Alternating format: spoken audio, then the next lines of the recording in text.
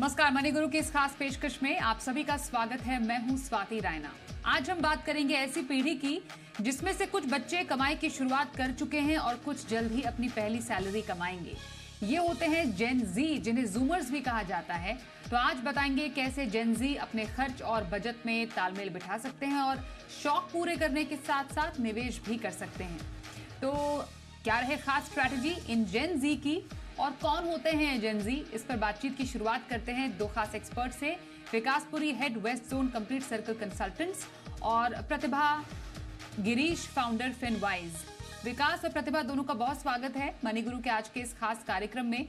क्योंकि हम जेन जी की बात करने वाले हैं, इसलिए समझना सबसे पहले जरूरी है कि मिलेनियल्स की खूब चर्चा अब तक होती रही है कि मिलेनियल्स देश का भविष्य है, वो जिस तरीके से नींव रखेंगे वैसा देश आगे बढ़ेगा। लेकिन एक और जनरेशन तैयार हो रही है जो कि ना सिर्फ टेक्नो सैवी है बल्कि मोर अवेयर है अपने डिसीजंस को लेकर। इसलिए विकास, सबसे पहले जरा समझते हैं जेन जी कैसे पहचाने इनको, कौन होते हैं ये? धन्यवाद स्वाति। जेन जी वो है जो जनरली 1997-98 से लेके 2012-13 की जो एक फेज है उसमें जो पैदा हुए बच्चे हैं उनको जेन जी बोलते हैं। इसके पहले वाले मिलीनियल्स माने जाते थे। और ये वो जनरेशन है जब स्वाति वर्ल्ड बहुत स्पीड से बढ़ा और वर्ल्ड में जो इंटरनेट और सोशल मीडिया और इसका जो स्टार्ट हुआ, वो उसके कारण जो वर्ल्ड में जो इंफॉर्मेशन फ्लो था वो इतनी फास्ट हुआ कि ये बच्चे बहुत ज्यादा वेल इन्फॉर्म्ड हैं। मतलब जो हमारी एज में हमें 20 या 25 या 30 साल लग जाते थे कुछ चीजों की जानकारी होने में, इन बच्चों को बहुत जल्दी मिल जाती है वो जानकारी आज की तारीख में।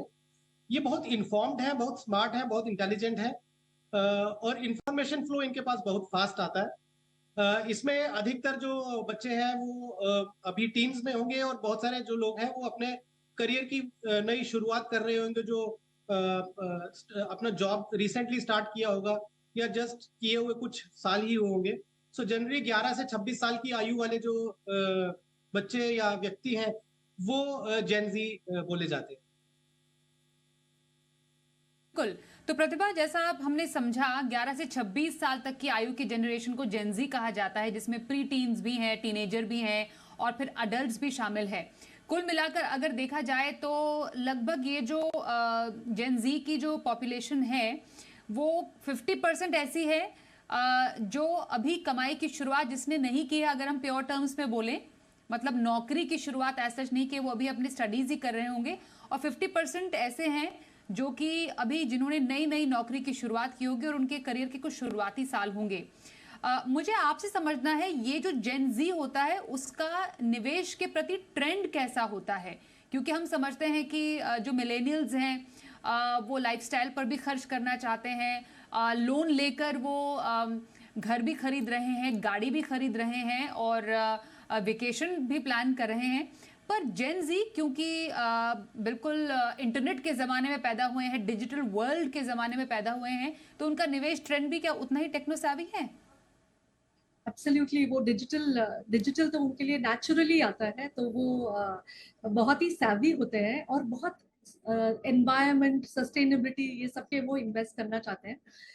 हालांकि प्योर प्रेशर में उनका कभी कभी एक्सपेंसेस हो सकता है कि सबसे अच्छे अच्छे ब्रांड्स में वो ज्यादा स्पेंड करना चाहे और अपने फ्रेंड्स के सामने एक स्टेटस मेंटेन करना चाहे। लेकिन उनका इंटरेस्ट भी है। अगर हम जेन ज़ी की बात करें, जब हम फाइनेंशियल अवेयरनेस कैंप्स वगैरह करते हैं, ना सिर्फ पेरेंट्स, बच्चे भी आगे आते हैं कि हमें समझना है ये इन्वेस्टिंग क्या चीज है। ये पहले जमाने में शायद ऐसा होता नहीं था कि वो खुद इनिशिएटिव लेके इन्वेस्टिंग के बारे में समझने की कोशिश करते थे। वो अपना कितना भी पॉकेट मनी हो, थोड़ा बहुत वो इन्वेस्ट करना चाहते हैं और अपना फाइनेंशियल डिसीजंस जो है फैमिली का, उसमें वो हिस्सा लेना चाहते हैं। ये बहुत ही अच्छी बात है, क्योंकि आम तौर पे हमारे इंडियन फैमिलीज में फाइनेंसेस को एक मतलब सीक्रेसी एक रहती है और बच्चों के सामने डिस्कस नहीं किया जा सकता। लेकिन ये जनरेशन जो है सामने आके पूछ रहा है क्वेश्चंस कि क्यों कर रहे हो आप मेरे एजुकेशन के लिए, कहाँ पे सेव कर रहे हो, क्या रिटर्न्स आया, ये सब समझ रहे हैं। बिल्कुल। तो ज़्यादा जानकारी भी रखते हैं क्योंकि टेक्नोलॉजिकल और डिजिटल वर्ल्ड से काफ़ी गहरा नाता है, तो काफ़ी चीज़ें जेन जी को पता भी हैं ऑलरेडी। और काफी ज्यादा पेस में ये चीजें ग्रास्प भी कर रहे हैं। तो ऐसे जेनजी जिन्होंने अभी नौकरी की शुरुआत नहीं की है विकास, और ऐसा जो तबका है इन जेनजी का, उनको ज्यादातर अपने पेरेंट्स से पॉकेट मनी मिलती होगी। कुछ तो ऐसे बच्चे भी हैं जो कि अपने टैलेंट के बेसिस पर पैसे कमाते हैं, ऐसे भी जेनजी हैं। क्योंकि हमने देखा है कि बच्चे अलग अलग क्षेत्र में, आर्ट्स के, स्पोर्ट्स के क्षेत्र में काफ़ी अच्छा परफॉर्म भी कर रहे हैं, तो उनके लिए ये एक नया प्लेटफॉर्म भी है। पर मेजर जो उनका टाइम होता है वो पढ़ाई में ही जाता है एज स्टूडेंट। तो नौकरी से पहले के जो ये जेनजी हैं, उन्हें अपने मनी मैनेजमेंट को लेकर क्या सीखने की जरूरत है इस स्टेज में? स्वाति, जेन जी के लिए सबसे बड़ा, देखिए जैसा आपने बोला कि वो लोग अर्निंग भी कर सकते हैं स्पोर्ट्स के जरिए, या आजकल रियलिटी शोज आते हैं तो छोटे छोटे बच्चों के भी अर्निंग हो जाती है। बट ऐसी जो तादाद है वो बहुत कम है। अगर आप मेजोरिटी में देखेंगे तो Gen Z is more into spending rather than saving. ये एक फैक्ट है। बिकॉज अगर आप देखेंगे जो बच्चे खुद से पैसा नहीं कमाते तो वो ऑब्वियसली वो अपने पेरेंट्स की जो अर्निंग्स है उसके ऊपर डिपेंडेंट है। और आप आए गए दिन एक जनरल ऑब्जर्वेशन करेंगे तो पेरेंट्स इस बात से बहुत परेशान भी होते हैं कि उनको एक्सपेंसिव फोन चाहिए या उनको ब्रांडेड क्लोथ्स चाहिए। ठीक है, वो एक एक्सपीरियंस लेना चाहते हैं, बिकॉज उनको वो रोटी कपड़ा मकान या बेसिक नीड्स शायद उन्होंने उनके ऊपर डिपेंडेंट नहीं है, तो इसलिए वो एक्सपीरियंस लेना चाहते हैं अलग अलग गैजेट्स का और ये सब। कुछ बच्चे हैं जो जिनके घर में कल्चर है सेविंग का। ये एक बहुत बड़ा फैक्टर होता है कि घर में कल्चर कैसा है सेविंग का, उसको देखते हुए जो पॉकेट मनी मिलती है उसमें कुछ बच्चे जरूर होते हैं जो हम जैसे आए गए दिन लोगों से मिलते हैं तो वो हमें पूछते हैं कि हम कहाँ पे इन्वेस्ट करें, हमें कोई तरीका बताइए। और आज की डेट में म्यूचुअल फंड्स तो 100 रुपए महीने से भी आप एक माइक्रो सिप शुरू कर सकते हैं। तो ये एक जो सुविधा है वो सबके लिए है। लेकिन जो एक माइंड सेट है, क्योंकि ये दिल और दिमाग की लड़ाई है कि हम किसी चीज पे स्पेंडिंग करें या हम सेविंग स्टार्ट करें। तो पहला जो मुझे लगता है कि बच्चों को अपना क्या करना चाहिए, बजट डायरी बनानी चाहिए, चाहे भले ही वो पॉकेट मनी की हो। वो बजट डायरी में उनको लिखना चाहिए कि मुझे महीने में कितना पैसा मिलता है, या कभी रिश्तेदार होते हैं या बड़े लोग होते हैं वो उनको दे देते हैं। तो जो हमें पैसा मिल रहा है वो हम किन चीजों पे खर्च करें, और यदि हम करना चाहते हैं तो उसमें कुछ खर्चा करके कुछ की हम सेविंग करें।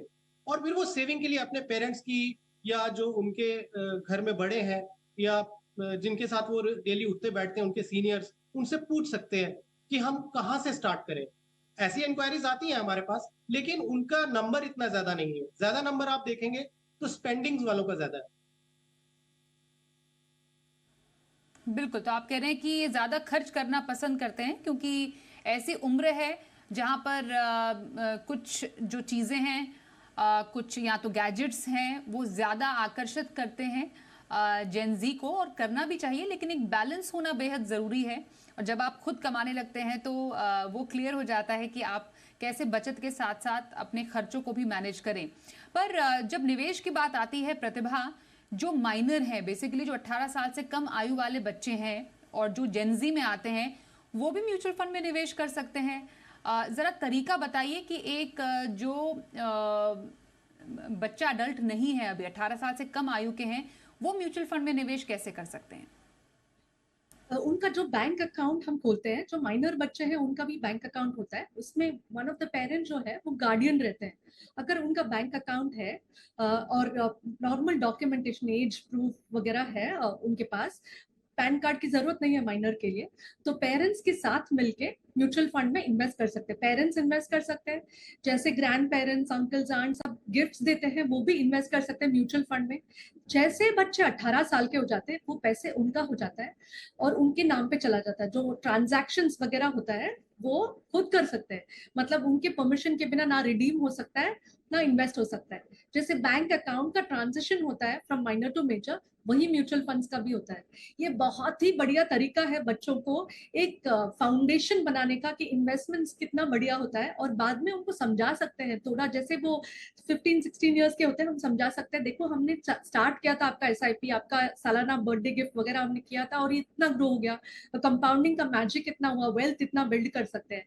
ये अगर हर बच्चे को ऐसा एजुकेशन दिया जाए तो उनके लिए बहुत अच्छा होगा, वो आगे जाके अच्छा वेल्थ बिल्ड कर पाएंगे। बिल्कुल। विकास, आप एक जेनजी को कैसे कन्विंस करेंगे कि वो एक नया आईफोन लेने के बजाय थोड़ा इंतजार करे, या फिर एक चीपर ऑप्शन अभी फिलहाल उसकी तरफ जाएं? तो वो क्या एक पावर हो सकता है कन्विंस करने का, जो कि एक जेनजी स्मार्टली समझ पाए? जी, आजकल क्या है, बहुत अच्छे मापदंड हो गए हैं। आप अपना फिनटेक वेबसाइट्स हैं जिसके ऊपर आप दिखा सकते हैं कि ये देखिए, आपने यदि एक फ़ोन 1 लाख रुपए का लेना है, वही अगर आप 1 या 2 मॉडल पीछे का लेंगे और 50,000 का ले सकते हैं और रिमेनिंग 50,000 इन्वेस्ट करें, तो कैसे आप 2 साल या 3 साल या 4 साल में आपका ये पैसा ग्रो करेगा। जैसे फॉर एग्ज़ाम्पल बहुत सारे कैलकुलेटर्स रहते हैं, तो कैलकुलेटर में आप उनको बता सकते हैं कि ये देखिए, आप 5,000 रुपए महीना जोड़िए और आपका 3 साल के बाद में 3 लाख रुपए या 4 लाख रुपए बन सकता है। तो 3 या 4 साल के बाद जब आप ये अपना फ़ोन है, उस टाइम पे जो नया मॉडल आएगा, उसको लेने के लिए आपके किसी और के पास आपको जाने की ज़रूरत नहीं है, आपका पैसा ही आपको वो फ़ोन दिला देगा। तो थोड़ा एफर्ट तो जैसा मैंने बोला कि पेरेंट्स को इनफैक्ट स्वाति, आपके माध्यम से ये मैं बोलना चाहूँगा कि इंडिया में स्कूल्स में अभी भी फाइनेंशियल लिटरेसी को लेके बहुत ज़्यादा कुछ करिकुलम्स नहीं है और ये स्कूल्स का भी दायित्व बनता है कि बच्चों को एक कोई छोटा सब्जेक्ट फाइनेंशियल लिटरेसी पे होना चाहिए जो राइट फ्रॉम बिगनिंग से हो, ताकि जब बच्चे बड़े हो जाएं और जब वो अपना मार्केट में इन्वेस्ट करने के लिए तैयार हो या अपनी personal saving by way of their pocket money, वो इस चीज के लिए तैयार हो जाए कि हाँ, उन्हें मालूम है कि सेविंग करने से क्या बेनिफिट होता है और इसके लॉन्ग लॉन्ग टर्म बेनिफिट्स क्या है। तो छोटे बच्चों को राइट फ्रॉम बिगनिंग एक कन्विंस करना बहुत जरूरी है कि आप फ़ोन को 1 या 2 साल पीछे का मॉडल लीजिए, वो आपको हाफ द कॉस्ट में मिलेगा। दूसरे पैसे को इन्वेस्ट करिए, 3 या 4 साल में वो पैसा इतना ग्रो कर देगा कि उस टाइम पे फ़ोन है, चाहे वो वेकेशंस है, चाहे आप कोई भी चीज़ बोल लीजिए, जो एक टेम्प्ट करती है एक यंगस्टर को, जेन ज़ी को परचेज़ करने के लिए। बिल्कुल। और अब जब यही जेनजी कमाने की शुरुआत करते हैं, 18 साल के हो जाते हैं, वयस्क हो जाते हैं, एडल्ट हो जाते हैं, फिर धीरे धीरे एक नए आयाम की तरफ बढ़ते हैं, प्रतिभा, तब मनी मैनेजमेंट कितना अलग हो जाता है? पहली आय से जो निवेश का तरीका हो एक जेनजी का, वो कैसा होना चाहिए? अ, ये बहुत इम्पोर्टेंट है कि आप जब अडल्ट हो जाते हैं और अपना पहला सैलरी से अपना हेल्थ फाइनेंशियल जो हैबिट्स है वो हेल्दी रहे। कैसे होना चाहिए मैं बता रही हूँ। आमतौर पे 18 इयर्स के बाद उनको लगता है कि अभी तो हमने स्टार्ट किया है इन्वेस्ट अर्न करना, अभी इतनी जल्दी क्या है, हम इन्वेस्ट करेंगे, आराम से करेंगे, 2 साल बाद 5 साल बाद पहले अपने ख्वाहिश सब पूरे करते हैं, दैट्स क्वाइट नेचुरल। लेकिन ये बहुत जरूरी है कि अगर आप अच्छा फाइनेंशियल हैबिट बिल्ड करना चाहते हैं तो एक परसेंटेज आप मान लीजिए मन में कि मैं अपने अपने स्टार्टिंग में इनकम का सिर्फ 10% मैं सेव करूंगा। जैसे आपने 100 रुपए कमाया तो 10 रुपए आपने इन्वेस्ट किया और 90 का आपने आपको जो करना है आपने किया। ये बहुत अच्छा एक तरीका है या आपको सेविंग्स करने का, क्योंकि आप छोटा सा एक रकम डाल के बंद नहीं करेंगे। हर साल जैसे आपका इनकम बढ़ता है आप अपने इन्वेस्टमेंट्स को भी बढ़ाते रहेंगे। सेकेंडली, ट्रैकिंग एक्सपेंसेस, उनको लगता है कि ये बहुत पुराने स्टाइल का है, मतलब ये क्या बता रहे हैं, ये इनका जनरेशन ऐसा करता है, लेकिन ट्रैकिंग ऑफ एक्सपेंसेस बहुत ही इंपॉर्टेंट है। अगर आपको ब्रॉड आइडिया, मैं नहीं बता रही हूँ पाई पाई का आप हिसाब रखो, लेकिन अगर ब्रॉडली आपको पता है तो आपको बहुत काम आएगा। और जैसे उन्होंने बताया विकास जी ने, इंस्टेंट ग्रेटिफिकेशन नहीं होता। आज आपने इन्वेस्ट किया, कल आप लखपति नहीं बनने वाले हो, उसमें टाइम लगता है। आप टाइम दीजिए और उसको देखते रहिए, अच्छा सा एक रकम बन जाएगा। ये थर्ड हैबिट है। और फोर्थ मोस्ट इंपॉर्टेंट हैबिट है क्रेडिट कार्ड। आपको एड ऑन क्रेडिट कार्ड दिया जाता है। जैसे आप 18-19 के हो तो आपके पास शायद एड ऑन क्रेडिट कार्ड है या फिर खुद का क्रेडिट कार्ड भी है।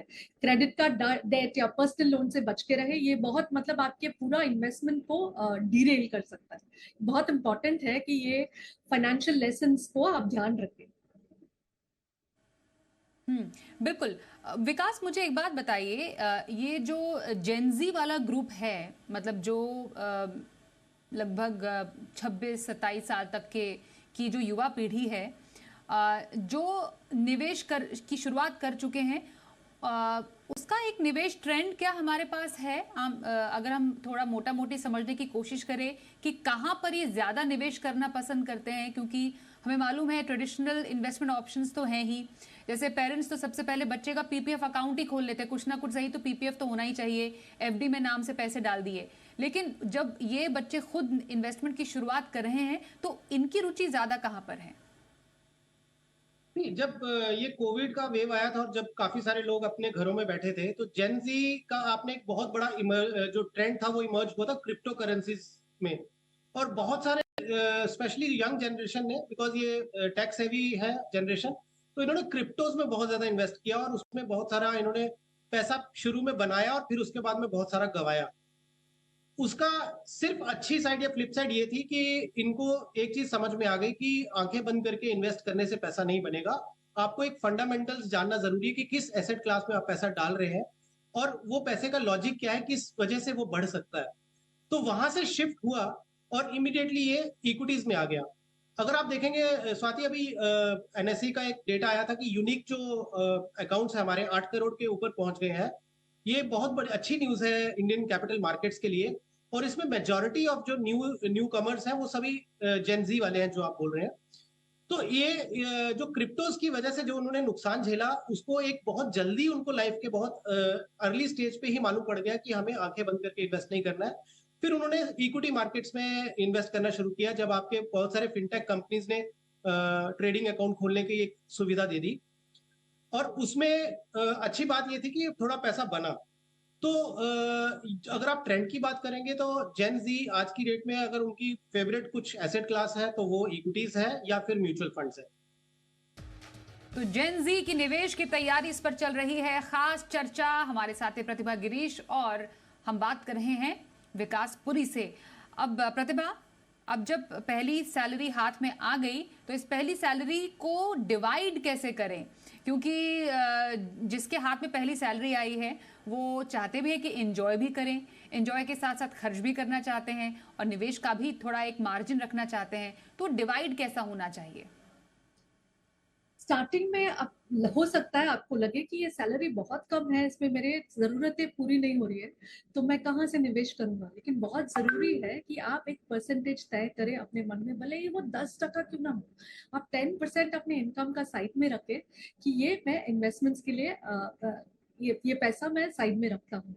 और ये बहुत ही जरूरी है कि जब आप निवेश कर रहे हैं तो मन में आपका कोई गोल होना चाहिए, मकसद होना चाहिए। ये हो सकता है कि आपको वो जो वेकेशन जाना था आपके फ्रेंड के साथ उसके लिए हो, या फिर बहुत इंपॉर्टेंट है फॉर यंग पर्सन कि वो अपने आप को अपस्किल करते रहे, कि वो हमेशा कटिंग एज टेक्नोलॉजी को अपस्किल करने में भी पैसा और टाइम दोनों लगता है, उसके लिए निवेश करें। तो आप पहले सोच लीजिए किस कारण से आप कर रहे हैं, एक परसेंटेज तय कर लीजिए। और उसमें से अगर आप 2 ही गोल्स के लिए कर रहे हैं, एक तो वेकेशन के लिए, 1 साल बाद वेकेशन के लिए, और दूसरा है आप 2 साल 3 साल बाद अपना मास्टर्स करना चाहते हैं या कुछ और कोर्स करना चाहते हैं, तो अलग अलग निवेश का जो टाइम फ्रेम है उसके हिसाब से आप कौन सा इन्वेस्टमेंट में करना चाहिए ये आप तय कर सकते हैं। और विकास, इसी पहली सैलरी से जब एसआईपी प्लान करें, चाहे वो छोटा लक्ष्य हो या फिर बड़ा लक्ष्य हो, क्या फायदा होता है पहली सैलरी से ही एसआईपी की शुरुआत करने का? स्वाति, पावर ऑफ कंपाउंडिंग जैसा बोला जाता है कि एक और 8वां अजूबा है दुनिया में। और एक छोटा सा एग्जांपल देता हूँ कि यदि कोई व्यक्ति 5,000 रुपये महीना सेव करता है और वो 20 साल तक सेव करता है तो उसके 75 से 80 लाख रुपए बन जाते हैं। और यही वो 20 साल के बदले 25 साल तक करें केवल, और 5 साल अपना उस निवेश को बनाए रखें, तो सीधा वो डबल 1.5 करोड़ के ऊपर वो अमाउंट बन सकता है। So this is the power of compounding. तो शुरुआत से ही अगर निवेश करना शुरू कर दिया जाए तो उसके लॉन्ग टर्म बेनिफिट्स बहुत सारे हैं। और जैसा प्रतिभा जी ने बोला, ये बहुत अच्छी बात बोली कि अगर किसी को लगता है कि मेरी सैलरी कम है, मैं अभी निवेश नहीं कर सकता हूं तो बाद में करूंगा। देखिए, जिसकी मंशा सेव करने की होती है वो 25 में भी कर लेगा, और जिसकी नहीं होगी वो 50,000 की सैलरी हो जाएगी तो भी ये बोलेगा मेरे पास पैसा नहीं बच रहा है, और 1 लाख रुपए की हो जाएगी तो भी बोलेगा मेरे पास पैसा नहीं बच रहा है। ये क्यों नहीं बच रहा है? इसलिए नहीं बच रहा है बिकॉज उनको अपना जो कॉस्ट कटिंग है या उनको जो मैनेजमेंट है अपने फाइनेंसिस की, वो शायद कहीं अच्छे तरीके से नहीं कर पा रहे, कि जहां पे वो अपने एक्सपेंसेस कट कर सकते हैं वहां नहीं कर रहे। इसीलिए हमने शुरुआत में ये बोला कि बजट डायरी बनाइए, और उस बजट डायरी में देखिए कौन से एक्सपेंसेस आप अवॉइड कर सकते हैं या कम कर सकते हैं। चाहे वो ट्रैवलिंग को लेके हो, चाहे वो वीकेंड मूवी देखने का हो, या चाहे आप एक्सपेंसिव गैजेट्स को लेके हो। सो बजट डायरी जरूर बनाइए, वो आपको एक क्लियर पिक्चर दे देगी कि आप कहाँ पे गलती कर रहे हैं या कहाँ पे आपको स्कोप है बचाने का, आप नहीं बचा पा रहे। और एक और चीज बोलना चाहूंगा कि जब शुरुआत कर रहे हैं तो 3 चीजों के ऊपर जरूर फोकस करिए। एक टर्म प्लान जरूर ले लीजिए, एक हेल्थ इंश्योरेंस जरूर ले लीजिए। शुरुआत छोटे छोटे से करिए, बाद में आप उसको ऐड कर सकते हैं। और एक सिप ले लीजिए। ये 3 चीजों से शुरुआत करेंगे तो फ्यूचर काफी सिक्योर रहेगा। आपने काफी इंपॉर्टेंट बोला कि वैसे शुरुआत एक अच्छे इंश्योरेंस प्लान से ही होनी चाहिए। मतलब इन्वेस्टमेंट से पहले ही आपको इंश्योरेंस के बारे में सोचना चाहिए। जैसा विकास ने बताया कि एक टर्म प्लान हो गया, हेल्थ इंश्योरेंस हो गया, जैसे जैसे आगे बढ़ेंगे फैमिली फ्लोटर हो गया, किसी कंपनी में काम करते हैं तो वहाँ ऑफिस से मेडिक्लेम प्लान मिलता है, लेकिन उसे एक अलग आपका अपना एक प्लान भी होना चाहिए। काफ़ी इंपॉर्टेंट है। प्रतिभा, कई जो जेंजी हैं, और अभी तो रिपोर्ट भी आई थी कि कई जो लोग हैं वो लोन लेकर घर खरीद रहे हैं, गाड़ी खरीद रहे हैं, और जो यंगस्टर्स को थोड़ा शौक भी होता है कि गाड़ी जल्दी हो जाए या घर का भी प्लान वो करना चाहते हैं, इसलिए थोड़े करियर की शुरुआत में ही थोड़ा ज़्यादा डेट हैवी रख लेते हैं अपना पोर्टफोलियो। क्या सही स्ट्रैटेजी होनी चाहिए?